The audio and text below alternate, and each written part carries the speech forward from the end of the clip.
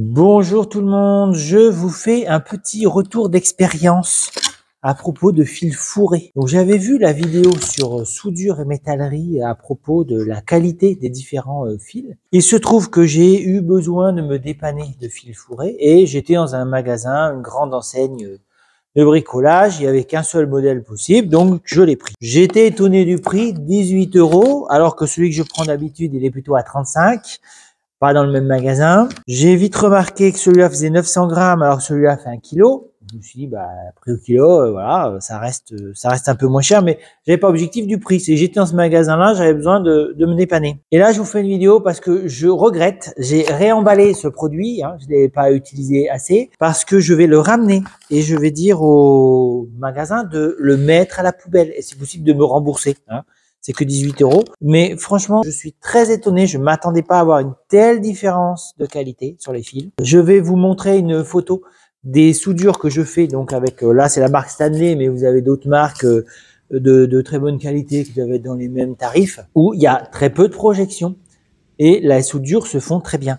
Quand j'ai commencé à souder avec ce fil, alors beaucoup moins cher, hein, j'ai même pas la marque là, et j'aime autant pour vous la montrer en fait. J'ai trouvé que j'étais obligé de changer, j'ai changé mes réglages 3, 4, 5 fois en me disant bon bah qu'est-ce que j'ai fait? J'ai bougé la molette, alors que j'avais fait toutes les autres soudures avec le même réglage. Hein. Ça n'allait pas. Il y avait un truc, j'étais pas content des soudures que je faisais. Et surtout quand j'ai fini par lever les yeux, vraiment à regarder, je me suis aperçu qu'en fait toutes les soudures faites avec ce fil pas cher avaient fait des projections monstrueuses. Alors on peut se dire la projection c'est peut-être pas très grave, bah n'empêche, je vais aller vous montrer après ce que ça donne sur ces portes en acier que je fais. D'ailleurs, j'ai essayé de filmer avec le casque pour montrer un petit peu la différence. C'est juste pas possible. Ça vous massacre votre travail. Alors déjà, le fil fourré fait des projections assez importantes, mais là, le fil fourré pas cher, c'est beaucoup trop. Donc ça, c'est la porte que j'ai soudée hier soir après avoir acheté ce fil fourré, l'avoir installé.